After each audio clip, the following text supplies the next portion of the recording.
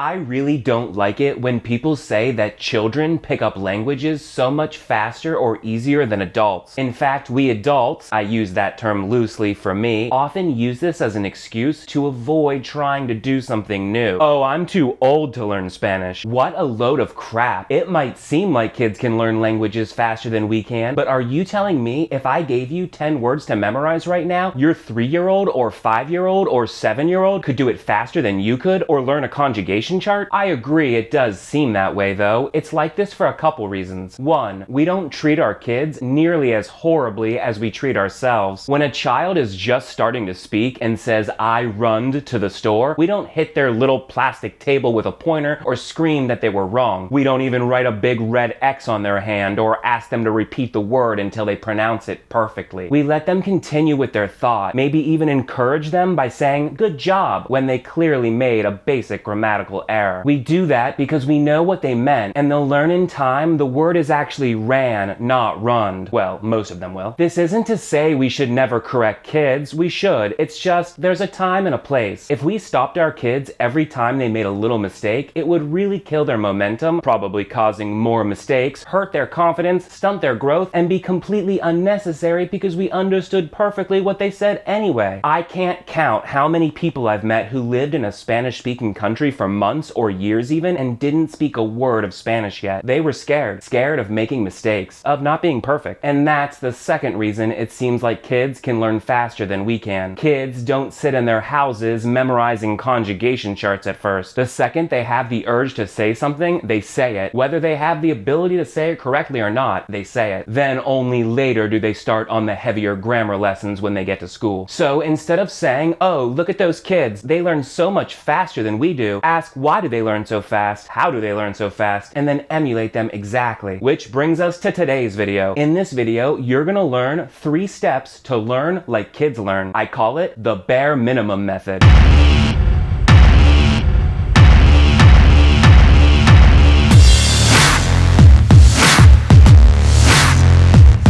Hola, soy Jordan and this is a Spanish Quickie. Fast, easy Spanish lessons from somebody who speaks your language. I read a quote recently. I don't remember the specifics or who said it, but this was the gist. Studying a language is unique because when you know just 50% of what you want to say, you can still usually get the job done. If you half know how to do multiplication, you're not going to get the correct answer. If you half know how to fly an airplane, you're probably not going to get to your destination. But if you can half speak Spanish, you can still get a taco. So the first step to learning like a kid learns is don't try to learn Spanish, learn the least you'll need to know for a specific situation. So if you were going to the bus station in Mexico, you don't need to know every Spanish word to be fluent at the bus station, you just need to know the words you'd need at the bus station, like ticket, what time, how much, how long. If you wanted to buy a local SIM card in Spain so you didn't have to pay roaming fees but could still use the internet and make calls, you don't need to know every Spanish word or any grammar at all. You just need to be able to say the words you need at the phone store to get the SIM card. In fact, I'd say that's one of the most complicated things you'd want to do while traveling. So let's use that as an example. Right before you go to the phone store, sit down and imagine how the scene will go using the fewest words possible. You could walk in and say, "I'm looking for a prepaid phone card for my mobile phone," or you could just ask, "Prepaid phone card?" Notice prepaid phone card is a yes-no question. When you ask yes-no questions or questions that result in a number, it's way easier to understand their answers. So after you ask prepaid phone card, they'll answer with yes or no. If it's no, just go to the next phone store. They don't have prepaid phone cards. But if it's yes, the next logical question is, how much does it cost? Now they'll answer with a number. Anytime they start talking a bunch of gibberish you don't understand, and that'll happen often, politely interrupt them and ask them your question again. So if you ask, how much does it cost? And they start saying a ton of words you don't know or can't understand, just politely repeat, how much does it cost? That'll remind them that you don't understand well and to keep their answers simple, yes, no, or a number. Now, SIM cards usually come with a little credit. That's nice to know. So you could simply ask, with credit? Again, they'll answer with a yes or a no. If they don't say how much credit, you can just ask a shorter version of the same question from before, how much? To which they'll almost always answer with a number. See how this works? If that's enough information for you, great. But if it were me, I'd want to know a little more. How much does a minute cost? How much does internet cost? For how many megabytes? megabytes or gigabytes. And after that might sound a little complicated, but here's the really cool part. To ask all those questions, you just need to know 14 words, and you probably already know half of them. And to understand their answers, you just need to understand the words for yes, no, and the numbers. But numbers are easily written down in situations like this if it gets confusing, which again, it often will. So anytime you want to do something, sit down and imagine how the scenario will play out. What do you want? What do you need? What would you say or ask in English to get that? Look up those words and go use them right away. Okay, step number 2. Don't worry about conjugation, word order, or other grammar stuff at first. You don't have to say anything perfectly for it to work. Let's start with verb conjugation. I mentioned this before. Kids don't care if they accidentally say runned instead of ran. So don't you worry about it either. That's one of the worst things you can do at first. It's much better to just learn what you want to say and go out and say it. And if you get your conjugations all wrong, it usually doesn't even matter. To prove this, I did a little experiment. I went to 5 different McDonald's locations by myself and ordered 1 hamburger every time. Here are the results. I want 1 hamburger, please.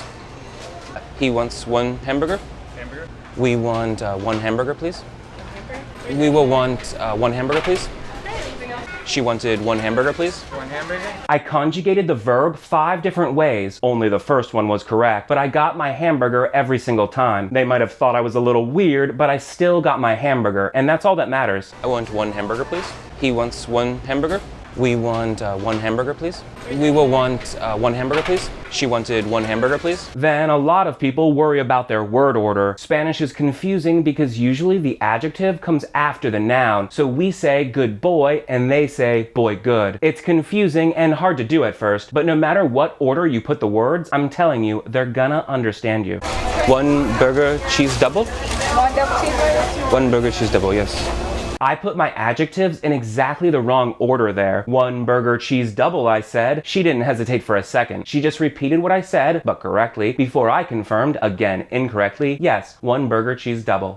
1 burger cheese double? 1 double cheeseburger? 1 burger cheese double, yes.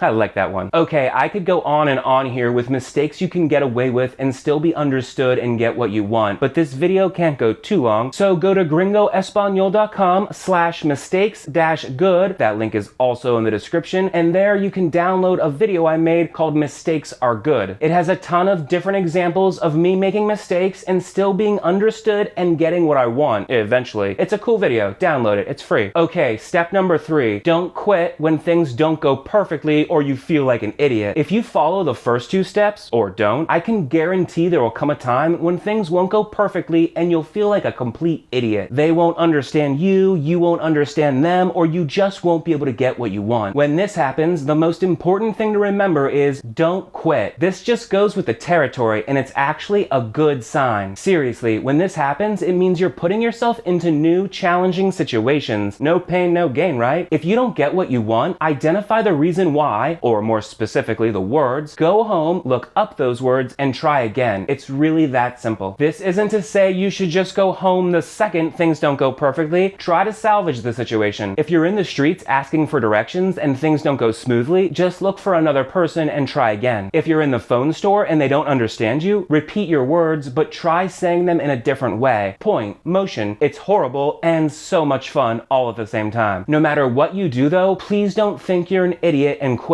That's what most people do, but that's definitely not what kids do. The truth is, a lot of times it won't even be your fault. Some people just understand foreigners better than others, or they just try harder. I know after I started learning Spanish, I started talking to foreigners differently in English. I spoke slower and more clearly. I used simpler words when possible. I had more empathy. I was better at talking with foreigners than before. The same goes for them. You could ask a question a certain way to one person and be understood perfectly. Then you go to a second person, ask the same question in exactly the same way, and they look at you like you're the dumbest person in the world. It might be your fault, it might not be. Just try to say the same thing a different way, then go to the next person. It works like that in the opposite direction too. Obviously, different countries speak with different accents, but even within a country or city, everybody talks differently. Just like the people you know, some people talk fast, some slow, some speak clearly, others mumble, youngsters speak with slang, older people talk slower. If you ask a question to to somebody and understand 0 of what they say, it doesn't mean you won't understand those exact words from the next person. So go ask the next person. Listen, I know what I've said in this video is easier said than done. Most things worth doing are. Even if it's just 7 words, you won't be perfect at the beginning. Don't expect to be. Practice. Get better every time. Word by word. Situation by situation. Learn how to buy a bus ticket. Go get a SIM card for your phone. Order food in restaurants and in the market. And before you know it, when somebody asks you, do you speak Spanish? You just might be able to confidently answer, yes, I do speak Spanish. That's it for today. In the next few videos, we're going to be putting the bare minimum method to use in real life situations. We'll ask directions in the streets of Spain, buy bus tickets and train tickets, and order some food. Don't forget to go to gringoespanol.com/mistakes-good and get the free bonus video called Mistakes Are Good. Seriously, in that video, you'll see me make tons of mistakes, fumble my words, and see what I do to recover and always get what I want or need. The link to the video is also in the description. I'll see you next time. Hasta luego. Adios, amigo.